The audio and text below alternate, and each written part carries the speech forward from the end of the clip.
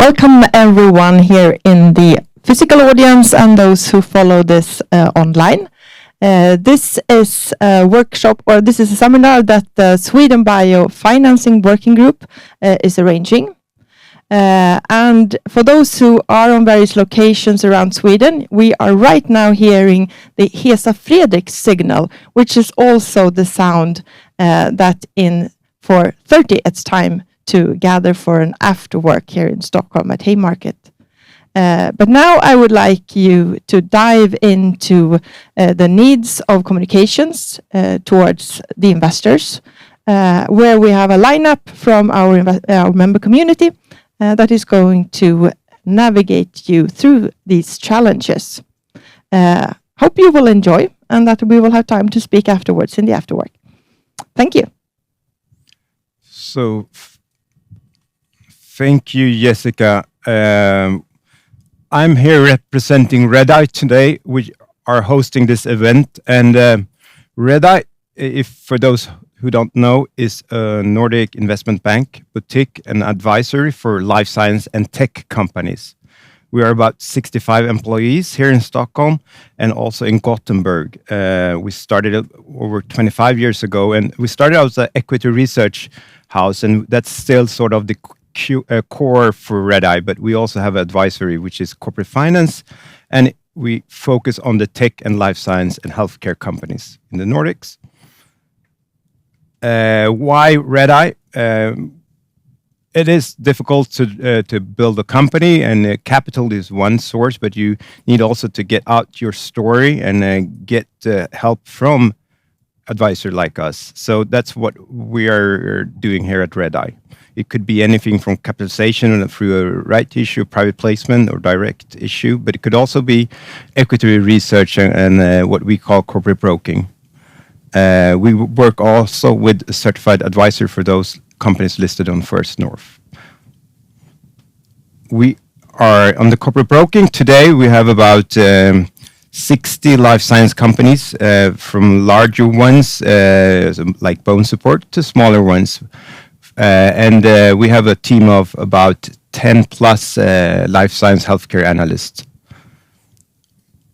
And we do a lot of transactions, about 30 transactions a year in life science and tech. And we do, so we are one of the most active. We have a team of about 20 people in the corporate advisory team. That's a short intro to Redeye, and we're very glad to be part of SwedenBIO and to host this event. We will have a full hour of good discussion and a good panel with expert knowledge. So I'm going to leave over to what investor really want to know and the theme for today. And up to stage, I will call Ingrid Heath. No, Viktor, sorry. I'm so sorry. Yeah, welcome up, Viktor. Thank you. Viktor Drvota is my name. I am the CEO of Karolinska Development, but also the CEO of Karin Cognition.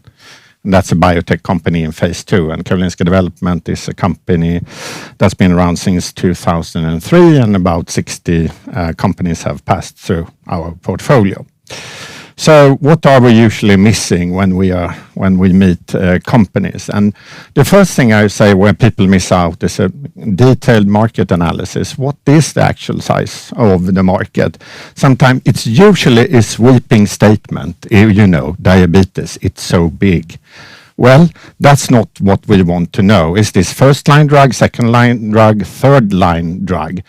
What exactly is the number of patients that you can treat? And more important, what is the price you can get for your drug? And that's where you get the market size. And the pricing issue in the beginning is, of course, complicated, but you can look at reference pricing, especially in the US, because the US market is super important. So that's really... That's where we see that companies miss out. Then the second thing is, we would like to exit this company sometime in the future. What is the market dynamics here? Why should someone want to buy you? One example was for many years ago when Nobel had a CAD/CAM system, and they were out competing their competitors. This was in the dental space, and everyone was looking for a CAD/CAM company. So there were high prices paid for this type of CAD/CAM companies, even early stage. And that's the type of market dynamics that we would like to see. And so that's really something that you should look at. What is the market dynamics in the industry? Does somebody want to buy you, and why? That's at least something that we look really carefully into when we look at companies. Then, of course, reference deals. So what can you get paid for a company like this? So, for example, if we look into diagnostics, in diagnostics it's usually much harder to get really big ticket deals than you get in pharma. And in medical device, it's, where do you have to take the company? Usually you have to take the company all the way almost to cash flow positive. Is that the time point where you can sell? We see a lot of medical device companies coming to say, okay, they have their pharma hat on and say, well, you see, now we have proof of concept here, we have a prototype, but we haven't sold anything yet. But we plan on doing an exit and look at this reference deal, which is usually one deal of many. And we know that that's a really difficult game. You will not sell it, and you have to go into the US market. And that's the next point here. Many of the medical device companies who come to us, they are looking at Europe. And I was recently through one of these journeys with one of our portfolio companies. I will tell you, Europe is difficult in medical device. It's very fragmented, and you have to have a plan for the US commercialization. That's really, really important. And in that plan is, of course, how do you get reimbursement? Because many companies come to us and say, okay, we do the 510K, but then what's the reimbursement there, and exactly what can you get paid? That's really something that's really important for us. And of course, many have a view that this is not so costly, but when medtech companies come to us and say, well, okay, we can do this for like $30 million. Most of the companies that I've been involved with, I've been out in the US market, is $100 million plus investments before you get somewhere here. So that's really something. Look at your competitors. There are many who are listed, and you can see how much money have been spent in these companies. I will tell you, medtech is not cheaper than pharma. It's actually almost as expensive. But it's totally different risk. It's a management risk, it's a market risk, etc. Whereas in pharma, you have the technical risk, i.e. much more on the drug itself, that you have a side effect or something that will kill you. So I think I will stop there. My time is almost up. And here we go. Karin. Thank you, Viktor. So to continue on this same question that all three of us have gotten in parallel. So one thing for you is that if you see something being mentioned 3 times, it's something that you really should think about when you prepare your interactions with investors. At the end of the day, it's all about building relations, and it's for us as investors important to build trust to the party that we are interacting with. So remember that, because there is no straight answer in what each investor wants, because that will always be colored of the experiences of that individual. So you have one mouth and 2 ears. So remember to understand who you are talking with before you start talking about your company. My name is Karin Leire, and I am investment director at Segula Medical. We are specialist investors in medtech, so no pharma, no biotech, and within medtech, we have it's very broad. So it goes all the way from devices, diagnostics, over to life science tools and digital health, meaning that we, as many investors in this field, are agnostic generalists. We know quite little about very many different things. So that's why you should understand who's in front of me when I start talking about the topic. Then going into to my bullet points on specifics that we look for. It is the first bullet on regulatory strategy. By that, I mean that in comparison to the more straightforward route to market with drugs, you can be street smart with your regulatory work. You can understand if there are different classifications in different regulations. You can choose to do your market entry with a product that has got less claims, and then build your claims as the product is in the market already. This first bullet is a way for us to when we evaluate that, it's to understand if the company is street smart enough, because you want to know that they really understand what they've got in front of them, just like Viktor said, because the real challenges starts when you have a product and you are about to sell it. We don't have the advantage in medtech of having a standard of care that automatically changes when your product is approved. The whole journey essentially starts then. So the same evaluation with the regulatory strategy also then encompasses our evaluation of the maturity of the company. And by that, I don't mean development-wise, but the maturity of the people who are to run the business. Do they know what they have got in front of them? So the second bullet on describing the market, that's what's critical to make sure that you're on the same page as the investor you have in front of you. It's not enough to know the total addressable market if you don't know the availability to actually change the standard of care within that area, or if there are clinical guidelines, etc., that you have already started to amend with your new technology.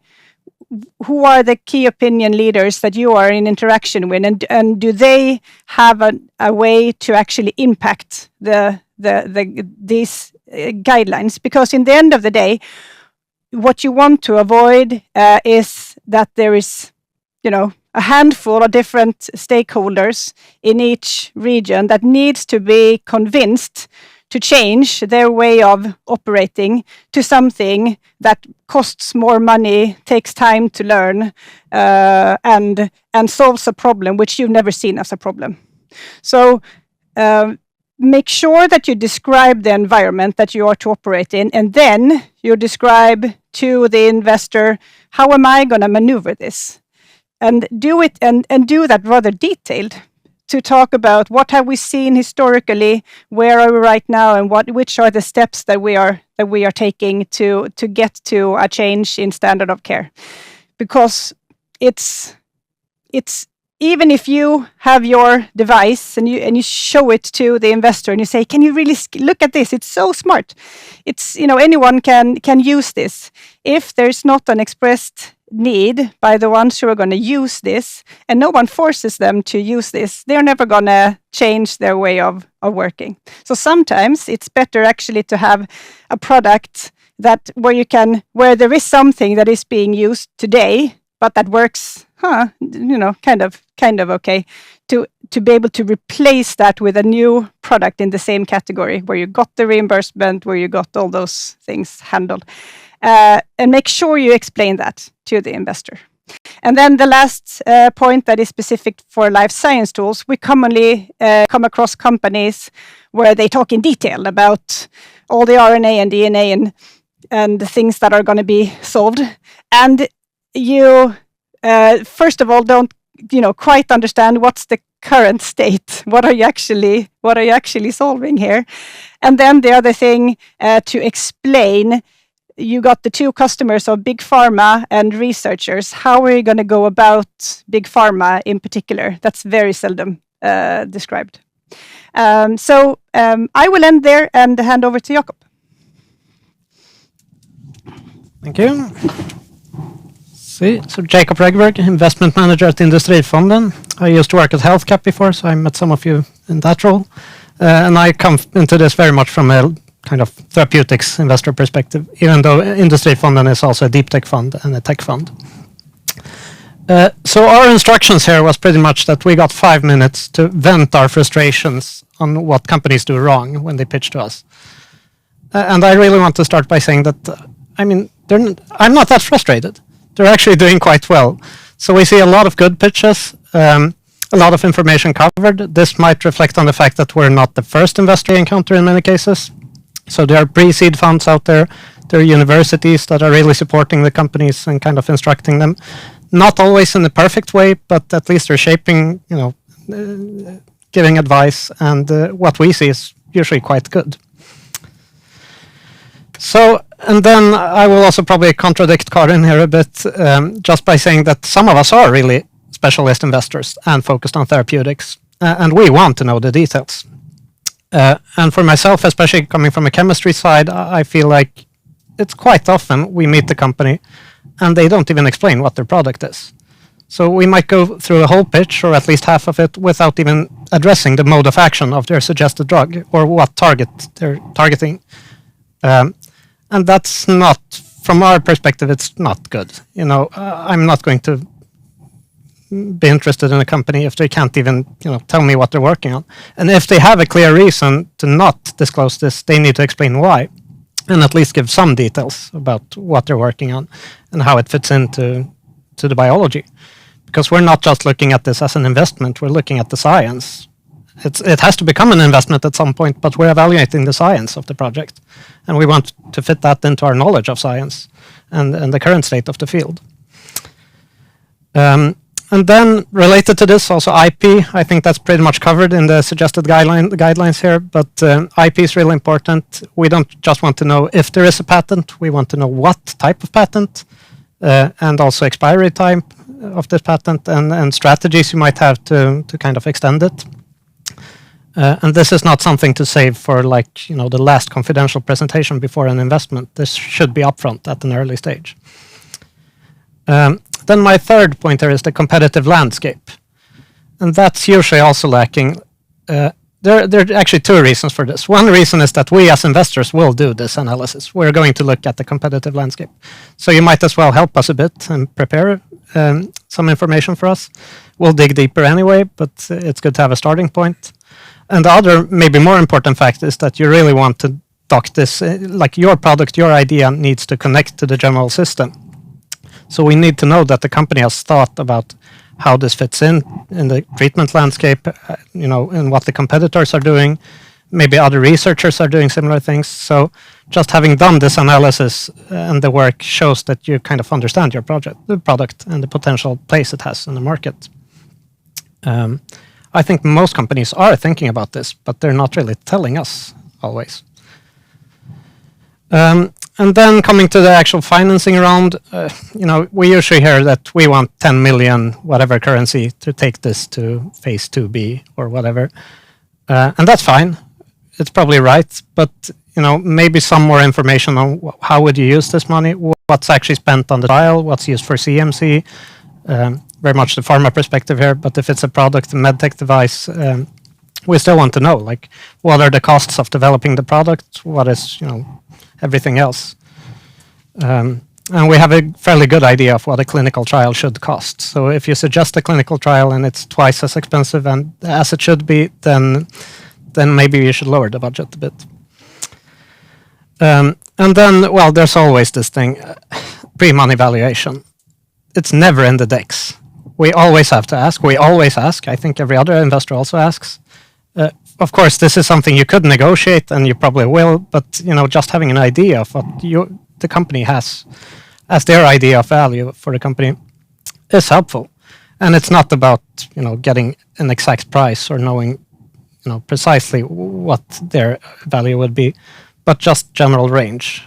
If there's a factor 10 or 100 difference in our valuation and the company's valuation, that's going to be a problem at some point. Yeah, so those were a few short bullets. I think just reiterating, the companies are doing well. I think most pitches are good, and with some more support, it's going to be even better. Thanks.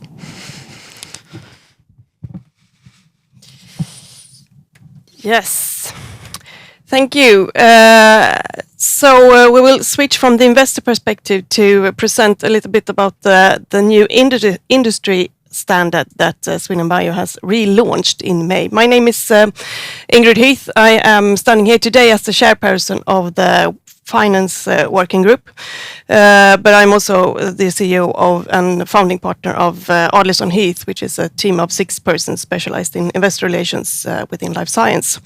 So this is the finance working group who has been working with this standard. And why should anyone bother about the industry standard, about what to communicate in the capital raise? When the first version of this standard was released, it was in December 20. It was midst in the pandemic. No one noticed, I think, to begin with. And then came some very nice years with warm winds when it comes to capital raise in life science. And as you all know, we are in a bit more of a headwind right now. And this is reality. This will always be the case. Hopefully, the investors you talk to in the warm sunny days are still happy about what you said then. Today. Many times they're not, maybe, because they lost 90% of their invested money. But our point is that with a good communication, a transparent communication about what you tell about your potential and your risk, you will be loved by your investors, and the industry will be loved by investors, both in the warm, sunny days and in the headwinds. So, as you know, we are in an industry with great capital needs. It's a very complex business, as you so well presented, and also the investor community is a very heterogeneous group of people. You have the retail investor putting in 10,000 at the end of the month once in a while, and you have the very, very specialized investors in a fancy office in New York, and you need to talk to all of them in the same way, more or less, or at least in a way that is coherent. So what we want to do is, with a very, very simple standard, just say that, take a look at this. If you just follow this, if we all follow it, we will put a higher, lowest level of how we communicate about this industry to investors. It's a very, very simple structure, and it's a point with a simple structure. You should, when you read it, feel like it's obvious that this is what we all should do. Excellent, if that's what you feel, because then let's do it. So we have 3 parts of it. It's one part with the general information that all companies should communicate. It's one part which is more focused on what the pharmaceutical development companies should focus on. And we have a third part with medtech. And this is new with the updated version that we released in May, that you have a more clearer focus on drug development and medtech, because as our previous speakers so well pointed out, it's quite different.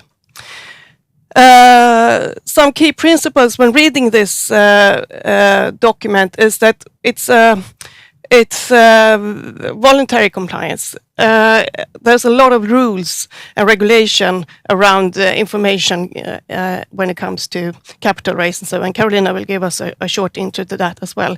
So remember that this is just in complement to the actual rules. It's a guide, more or less. We do realize that it's we are asking you to tell something that will happen in the future, and which isn't so easy, right? So one key principle is to at least know what is facts and what is assumptions, and be clear about which one we are talking about. And I also want to emphasize another key principle is that this is not, and I really mean it's not a guide on how to build a pitch. Rather, it's the other way around. It's a guide when you have done your pitch and your equity story and your pitch deck, take a look at the standard and go back and say, have I covered everything? Because I think if you will build your investment deck from this industry guide, it will be quite boring. So, this is, I will just give you a very, very short, like what areas do we cover in the industry standard. So, what all companies should disclose then? Well, of course, the background. Where does the product, the modality, where does the innovation come from? Is it academia? Is it from another company? Are there any founders? What do they own? How do they see the product, and so on? And do you have any third-party commitments and obligations and basics like that? And also the management and the board. What's their competence? Do they have experience of taking a product like this to the market or to the next development phase? Intellectual property, of course. And I should also say that most parts of this industry standard has been out on review at the different working groups we have in SwedenBIO. So this has been looked through by the IP group, and the metric group has looked at the metric stuff and so on. So have there, for example, been done freedom to operate analysis? Well, mention the result, of course. How's the patent landscape? What's the protection strategy? The duration, IP basics. And we have had some work of taking things off from this list. So you can always tell a lot, but we have tried to find what's need to be in the list. This we from the finance working group think is especially interesting to mention is that you need to also be able to talk about your capital strategy, your market strategy, as the previous speakers talked a lot about, but also your capital raise or capital strategy. What's your next value inflection point? How much capital is needed to reach that? When will it happen? And when you reach that, what's the next step? How many capital raises do you expect to have before this becomes either profitable or you will do some exits or things like that? And do you have a plan? Who will fund you all the way to the exit? And market size assumptions and competitive positioning, much like what both Karin and Viktor and Jakob were talking about. For pharma development companies, it's more focused on the development plan. What phase are you in? Preclinical, phase 1 to 3? Are you already registered? And also here, we think that clinical study programs all the way to market is good to explain, even if you're not planning to do it all yourself. It's good to have at least some idea of how it's going to be made. Then, if we switch over for medical technology companies, it's more focused on the go-to-market strategy and the regulatory strategy as well, because it differs a bit, or quite a lot, whether you're doing a EU MDR process or if you have a 510K in US and so on. It also depends. That decides on how much data you need to collect and so on. And then much more in detail on the commercial status, the focus on how to reach, what your sales force looks like and stuff like that. And my last slide is over to you, and that's because this strategy is worth, industry standard is worth nothing unless it's used, right? So I tried to put in some bullets here on what you have to gain in it to use it, because of course we came from an area where we thought that we need to lower the lowest level, higher the lowest level. But I think that as a company or an advisor, whatever your role is in this industry, this is a great great little standard to just have and as a checklist for your next strategy meeting, for your next business plan meeting, for your next pitch deck exercise, because this basically covers it all, and it will show you what you have overlooked or missed, and so. And if you follow this, then of course you will give the investors all the information they need to start. So they will kind of give you some time saved. Also, I mean, our goal is, of course, that every company will follow this standard every time. But in the meantime, you have an advantage, a competitive advantage, if you are early adopters of this industry standard. And by that, I will go over to Karolina, and you will talk more about the legal framework. Thank you, Ingrid. And hi, everyone, both here and online. My name is Karolina Lind. I'm a lawyer at Fredersen law firm, specializing in capital markets law, and part of the financing group here in SwedenBIO. So you've just heard about the updated industry standard. And my task is now to place that in a legal framework. I will give you a short overview of what the Swedish law requires companies to disclose, and also what the new EU Listing Act will put in practice.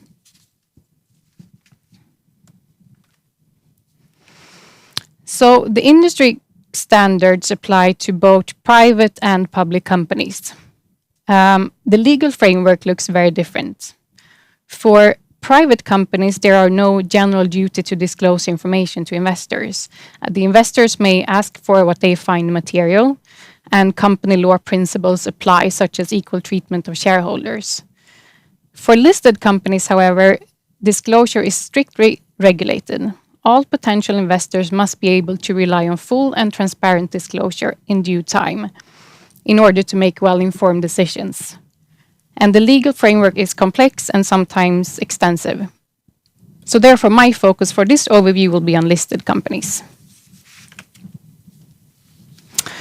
And when a listed company raises capital, disclosure requirements are set out in the main legal frameworks shown on this slide. And let's start with MAR and the core concept of inside information, which is non-public information that is precise and would likely to have a significant effect on the price of the financial instruments if it were made public. Whether something is considered inside information or not, that's always case by case, depending on company, its operations, size, prior disclosures, and so on. But once insider information arises, the company must either disclose the information as soon as possible or formally decide to delay disclosure, given that all formal conditions for such delay is met, including keeping an up-to-date insider list and ensuring confidentiality. And to ensure that all market participants have the same information, regulatory disclosure must always be done by press release. And next, the prospectus regulation that governs when a company must prepare an information document prior to an offering. Recent reforms entails that prospectuses are now needed in fewer situations than before, and a simplified document could be enough in many cases. And finally, each trading venue has its own rulebook. These rules apply alongside MAR and add further disclosure duties to the companies. And let's turn to the Listing Act, which came into force in December last year. This is a major harmonization initiative aiming at making the EU capital markets more attractive, especially for smaller and medium-sized companies. The Act amends both the Market Abuse Regulation, MAR, and the Prospectus Regulation. And starting with MAR and the key changes, the threshold for reporting PDMR transactions are raised from 5 to 20,000 euros per year. And we have expanded exemptions for trades 30 days before an interim or year-end report, where exemption can be made when trade is not based on an active investment decision, rather on external factors or actions taken by a third party. And the definition of market soundings has also been broadened, also now including potential transactions. If these rules are followed, they provide a safe harbor against accusation of lawful disclosure of inside information. But keep in mind that the definition of inside information will still apply, and also the need to keep an insider list, and also the trading ban still apply during this period. And lastly, all delayed information must be consistent with the most recently published information, and if not, it needs to be disclosed as soon as possible. And regarding changes to the prospectus regulation, the Listing Act both expands existing exemptions and also introduces new ones. In other words, prospectuses will not longer be required in many secondary offerings. The amendments will have great impact in practice, resulting in significant time and cost savings for many future capital raises to come. And we will also have new standardized prospectus type that will be introduced. And the exemption threshold for when you actually need to prepare a prospectus will be set to 12 million or 5 million euros. It's not yet clear which way Sweden will go, but even so, the lower threshold will still be double today's 2.5 million euros, meaning more offers could be made without a prospectus or an information document. And to give you the timeline, the changes to the PDMR reporting and market soundings and the new exemption on prospectus applies from December last year. The standardized prospectus types will apply from March next year, and the rest changes to MAR and also the prospectus threshold will apply from June next year. And the practical takeaway is regarding the changes to MAR is to review and update internal policies and processes in due time.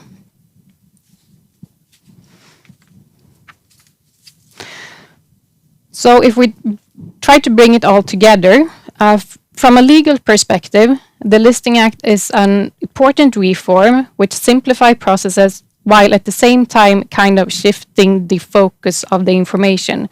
Instead of relying on a prospectus at the time of offering, the emphasis is more on ongoing disclosure obligations.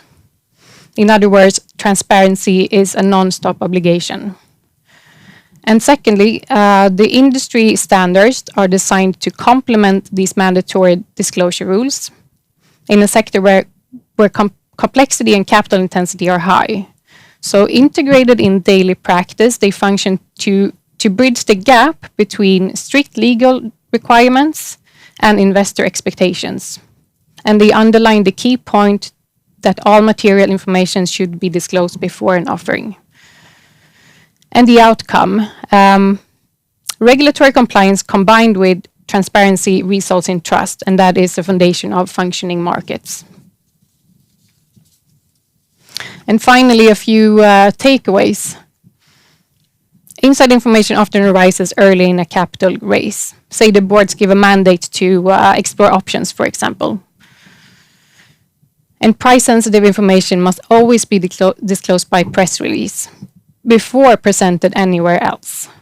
And when we talk about MAR's requirement to disclose something as soon as possible, in practice, that means preparation. So when you have, before planned or foreseen event, you should prepare draft press releases, also covering different possible outcomes to be able to disclose information as soon as possible. And an important notice in this regard is that regulatory disclosure should not be combined with marketing. So stick to provable facts and avoid promotional languages in these press releases. And also the new exemptions for prospectuses will have a major impact on the timetables, so assess them early if planning for a capital raise. And finally, a gap analysis against the industry guidelines can help streamline your process and make sure you meet both regulatory and investor expectations. And yeah, I think my time is almost up. So thank you very much for your attention. And over to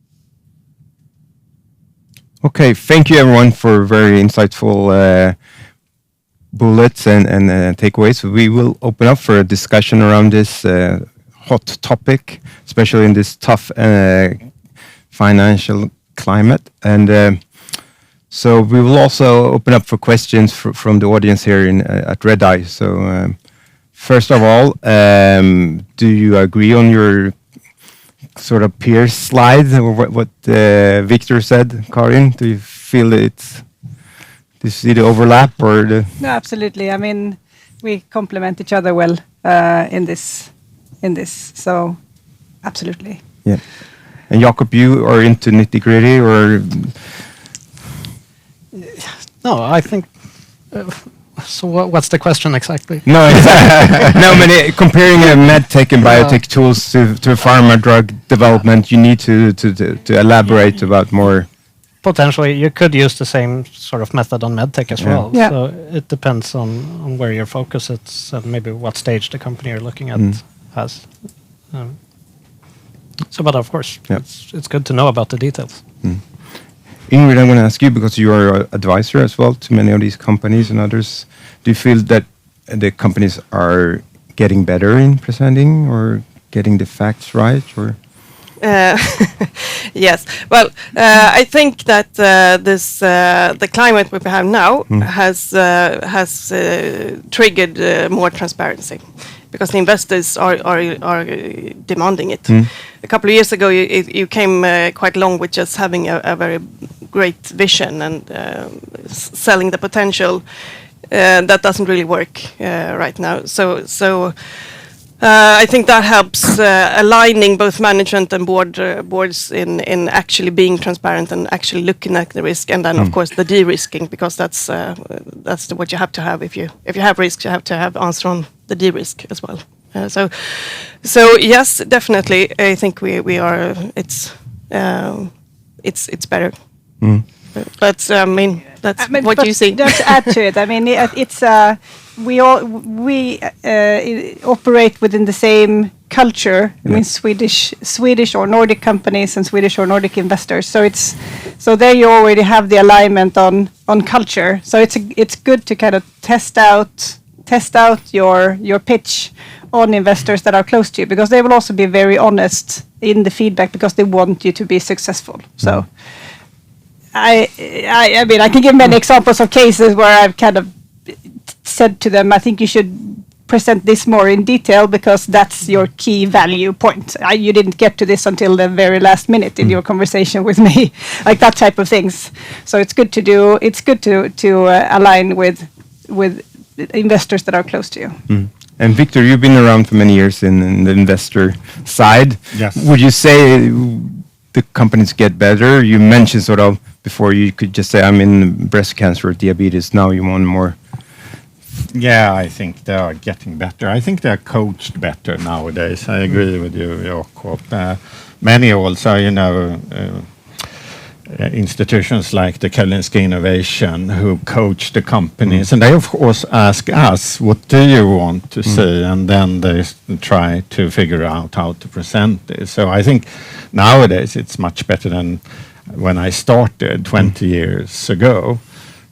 And it's also depending on where you are in a boom and bust cycle, it's sometimes easier to raise money and the demands are not that high. You could see that when there was a lot of listed companies a couple of years ago. But when things get tough, I mean, there's high competition for the money and you need to stand out. And how do you stand out? And when you go to investor, you only get one chance. You get the first pitch, you maybe get 1 hour, and if you fail there, in creating confidence and presenting all the stuff that we were talking about today, that's very hard to come back within a month, say, well, now I did all the things you told me, and so probably will follow that company, probably not do that investment at that time point. I would like to challenge that point, though, that's saying that you only have one chance, because what's really valuable is to build the relation over a long time. We have many companies where we know the company for many years before we then made the investment into them.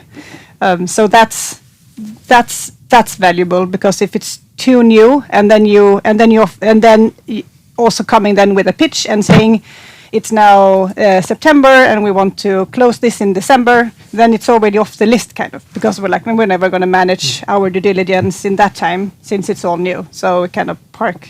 Yes, I agree. I mean, you have to get out there and test the waters, right? And you have to follow the companies for several years and meet them several times, and then you say, okay, they actually achieved what they were saying, and that's a really good sign, right? So, and then maybe you do an investment later down the line. Yeah, it's actually very nice when the company asks for feedback, you give them feedback, and then a few years later they come back and they actually delivered on the things you wanted them to. And it's good knowledge to know that you don't get one chance, but you better be prepared for that opportunity. But also, I mean, there are informal contacts. Yeah. So, when you go and pitch, you meet the whole team, but you can actually call me and ask for, I have this company, do you have 10 minutes? And I can, give you some advice. And that's quite rare, actually. I mean, some companies do it through some connection they have with us. So, and I really appreciate that, because then they are better prepared when they come back. Yeah, sure. Or you can also, as a compliment, you can give information to an investor, but be upfront saying, we're not raising any money right now. I just want to let you know that, and then you're kind of off guard. It allows for an easier conversation around it. Do you have any questions for the audience? Oh, good, great. Hi everyone, does it work? Okay, perfect. Thank you so much for a very good presentation. My name is Anna Lufgren. I'm also part of a female network in Life Science Vilda. And we have this ongoing, ever-ending discussions about companies in development phase seems to be a bit underestimate the need of commercialization in an early stage. So I just wondering if that is something you have recognized as well. Are we talking medtech or are we talking pharma? Yes, maybe medtech as well. Early stage commercialization thoughts or knowledge? No, if you are a development company, of course you are much more focused on the R&D and the pipeline, development, clinical trials, etc. But what we have been discussing a lot in the network is the need of understanding how to commercialize the product in an early stage, not maybe when you reach phase 3, but much earlier. You mean commercializing by doing deals? Or? Yeah, or I mean, it could be partnership or bringing the product to the market and having the commercial muscle, let's say. I think it's important to start early. Like, ideally, most pharma companies do an M&A deal and they don't have to commercialize, but chances are that you might still be doing it on your own, and you can't wait until you have phase 3 data and then start up medical affairs and, mapping the ecosystem and going out to conferences and everything. You need to get in there much earlier. Absolutely. And Swedish company tend to not do this. So that was what I was talking about, the market dynamics. Who is going to buy you? And you have no clue who's going to buy you. And everything changes all the time. So you have to be out there continuously. Now Merck is doing this therapeutic area, and now they are not. And then Novartis is doing that, and now they are not. And so changing all the time. And so it's really important to be out there. And look at some of our companies. BioArctic did a really early deal, right? And that have been supporting them very well for a very long time. And, with the SI, that's a fantastic deal to do. I would like to do that every day in the week if I could. But it's difficult, right? And these pharma companies, they have so many companies coming to them, and getting through their filter is really, really hard. And you need to work at it for several years. And eventually you get a meeting, and then, things go from there. But it's tough. One more question there. Just to add, in the very early stage, when you're a founder, maybe the co-founders and the CEO. It's again about the maturity of seeing that we need to broaden this team with someone who knows where we are to go in the future. And it's very commonly seen within digital health that you have a programmer. You have a programmer and you have a doctor, and they found something good out. And that's never a success story if they don't bring anyone else on. Yes, a question maybe mostly to Jakob there, who brought forward several good points, or you all did, by the way. and I was thinking, what about the issues of how a candidate, it could be pharma, it could also be medtech, that fits into the standard of care, and also the related question how it fits into reimbursement. Of course, that relates to pricing.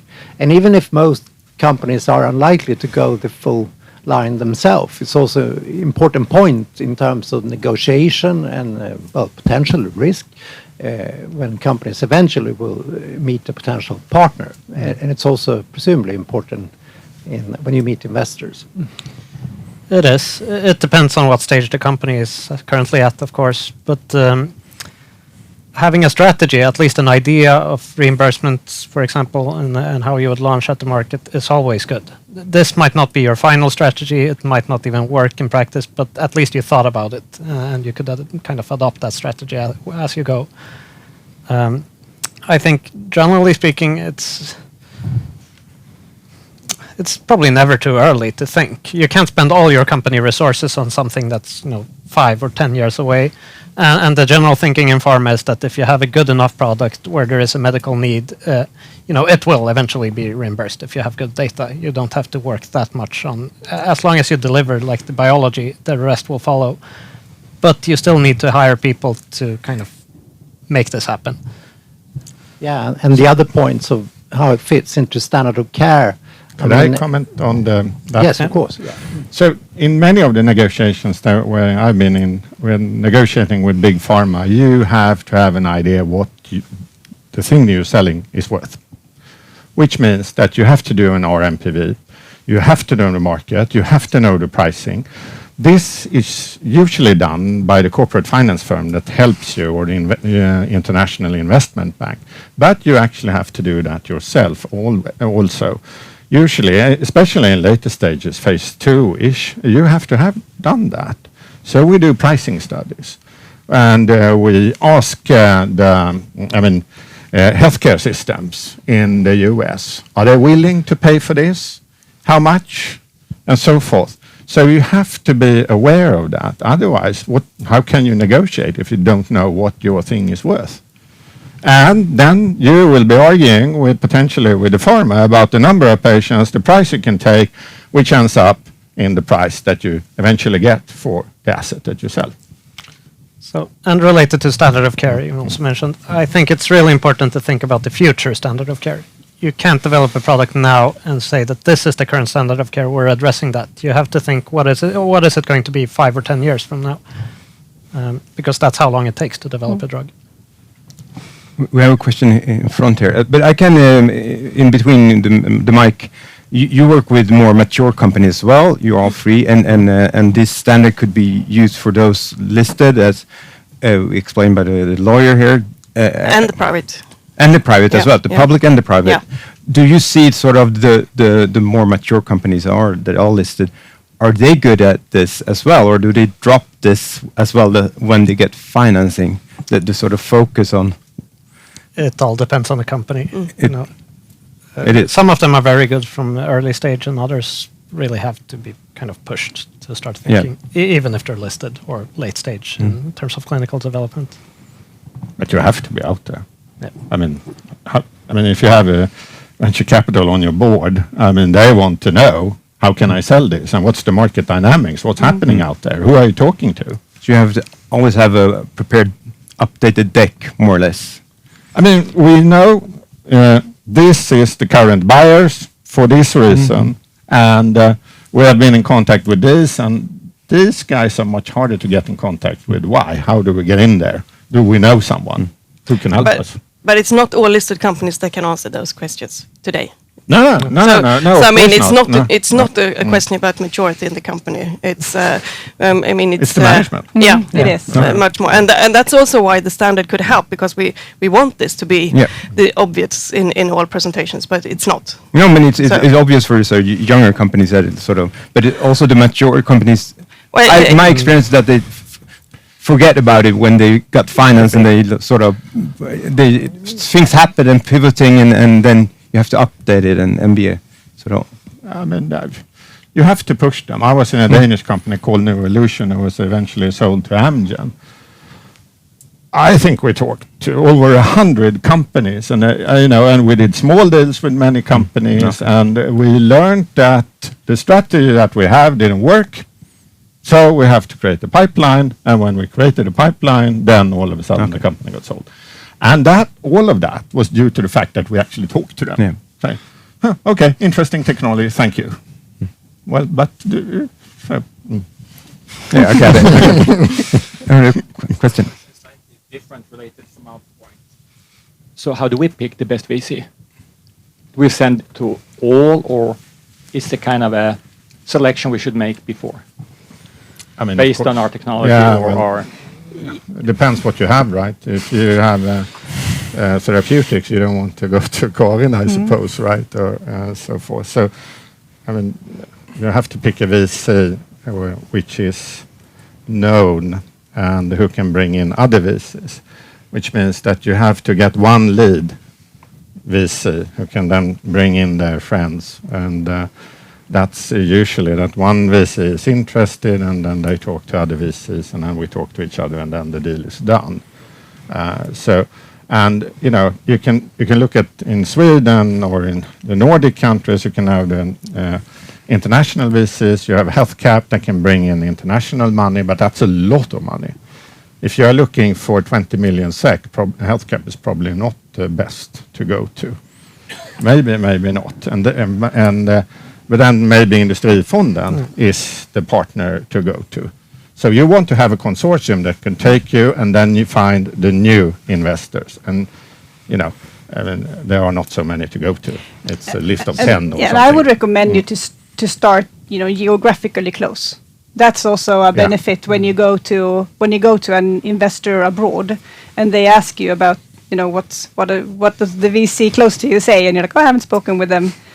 That's unexpected. So to start that, like that, and also to encourage the interaction between investors. So it's because we spoke about a case just before we got in here that we both had received this week. It's very valuable to get us to talk about a company, because then we can also be we can ask you better questions when you pitch to us, and we can kind of build a plan around, okay, so they got, the round is this big, we want to have this and that much, and then we can kind of see what a potential consortium could look like. And also VC is a local business, so they want to have a local lead. So, if you want to have international, you want to have a local lead that they know. So Novo, Sunstone, or someone else that they are familiar with and been in other cases and that have money. So, but probably have to start small and then, go from there. So, Jakob. So no, I think you should probably talk to, at least locally, to all the VCs that could, be even remotely interested. And then if you have a choice between, like there's the saying, if there's money on the table, take it. It might be true, but it might not always be true. So if you have the choice between several different offers, I would say think more about the syndicate and the larger picture, not about the single VC. It's more about who else they could bring in and who they work well with, and what they could help you with. And it's incredibly strong for your case to have the ability to say, I have this specialist investor who's on board. So you can attract that money that's with people that invest in all sorts of things, to get them to invest into life science.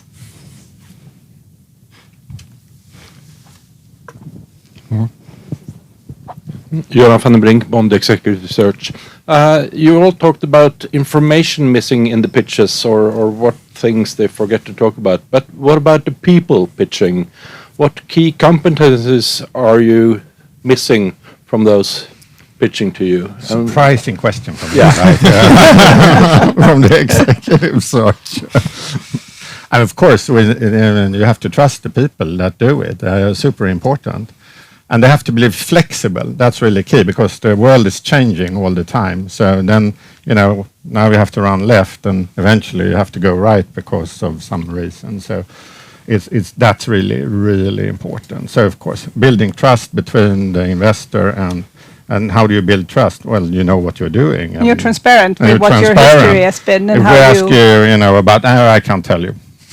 And yeah, okay, all right. I will get to that in slide 57. Yeah, Okay. so, They want to medical or to commercial, or what skills are missing? It's all over the place. Yeah, it depends on who the founders or the current team are. But sometimes I think it's a very good sign if they identify what they're not good at themselves and start looking for that. That's how you build a strong team. And then, like we mentioned before, you should probably start thinking commercial quite early. You should have, if you're scientific founders, you need to bring in some business knowledge and somebody who has done deals before. So it's all about building the team. So we're Over time. Yeah, over time, 1 minute, 2 minutes. Ingrid, any last conclusion or remarks? No, but I think, yes, I can have some Yeah, conclusion. of course. No, but I think we all highlight the different aspects, and everything we talked about has been are covered also in the industry guide. But I think as a business, I think we need to be much more open about the risks, and we should always talk about the potential. Of course, we are all passionate about the potential in the life science, but I think too many companies are afraid of talking about the risks. You think you can have it in a disclaimer somewhere, something. But since this is a risky business, I think we should have investors more or less emotionally invested in the risks as well, because it's okay to have risks, right? We know that that's also why there is a lot of money in it, because it's high risk.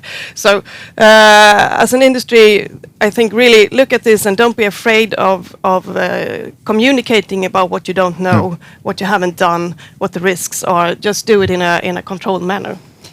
And as a bridge to what's next, network with a lot of people, because if you have a pitch that you send it out and it's really bad, you don't understand anything, but you can see on the board there's some people that you like. You think, oh, she's on the board. Then this must actually be something quite good because she's good, and then you actually get the chance to to talk with the investor, even though the pitch deck didn't describe what the methodology actually was. So I think we're done for today. I think there's opportunity to mingle later today. I want to thank the panel, of course, SwedenBIO and Jessica, and also Carolina Lind from, sorry, I have to read it in Fredersen, Advokatbyrå.